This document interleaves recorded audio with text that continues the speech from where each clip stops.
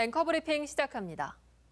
더불어민주당과 국민의힘 새 지도부가 모두 강성 지지층을 기반으로 구성되면서 여야 강대강 충돌이 나올 거라는 전망이 잇따르고 있습니다. 이재명 대통령의 방일, 방미 일정이 마무리된 후에도 여야 평가는 엇갈렸는데요. 더불어민주당은 국익 중심의 실용 외교가 돋보인 성공적인 정상회담이었다고 추켜 세웠지만 국민의힘은 빈손 외교에 역대급 외교 참사로 기록될 거라고 평가절하했습니다.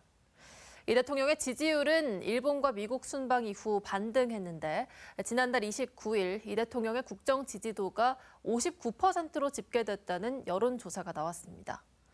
이 대통령이 직무 수행을 잘하고 있다가 59%로 전주 대비 3%포인트 올랐고 반면 잘못하고 있다는 30%로 전주 대비 5%포인트 하락했고 11%는 의견을 유보했습니다. 정당 지지율을 살펴볼까요? 같은 기간 정당 지지율을 보면 민주당이 44%, 국민의힘은 23%를 기록했습니다. 국민의힘 지지율은 무당층이라고 응답한 25%보다도 2%포인트 적은 상황입니다. 자세한 내용은 중앙선거 여론조사심의위원회 홈페이지를 참조하시면 되겠습니다.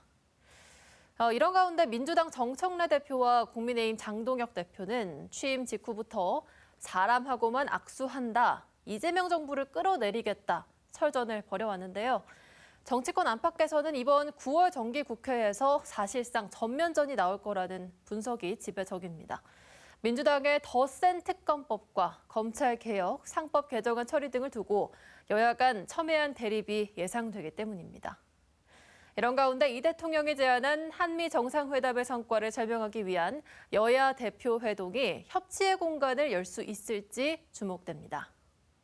장동혁 대표도 거의 윤석열 대통령에 대한 탄핵을 결사 반대하는 것 아니겠습니까? 그러니까 심지어는 어떤 극우라고도 얘기하시는 사람들이 있고, 그래서 도대체 장동혁이가 대표가 됐어? 아니 정청래가 당대표야? 이렇게 이야기한단 말이에요. 그만큼 이제 극한 대치가 이루어졌다는 것인데, 한편으로는 제가 또 그렇게 우려할 것은 없는 것이, 이게 묘하게도 우리 한국 정치도 과거 서구 유럽의 어떤 패턴을 조금은 닮아가고 반복하는 습성이 있는 것 같습니다. 우리 민주주의가 굉장히 이렇게 좀 자유롭다 할까, 어느 정치 세력이든 쉽게 진출할 수 있는 상황이 된 마당에 여러 목소리가 나오고, 한편으로는 또 좀 과격한 주장을 해보는 것이죠.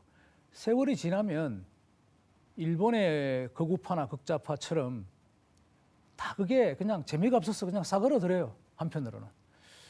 그래서 우리도 좀 시간이 필요할까? 그런 극한 직업이 아닌 좀 정상적인 합리적인 직업이 되기 위해서는 정치인이 그런 시간이 좀 필요할까? 그런 생각도 해봅니다. 문재인 정부가 행정부를 장악하고 국회까지 다수당이 된 이후에는 적폐청산을 전면에 내세울 것이 아니라 여야의 통합과 그를 통한 국민 통합을 이끌어내고 국가의 장기적인 국정과제에 있어서 힘을 합쳐서 해법을 찾아 나가는 것이 그 당시에 민주당 문재인 정부가 더 노력했어야 할 것이 아닌가라는 평가를 저는 지금 합니다.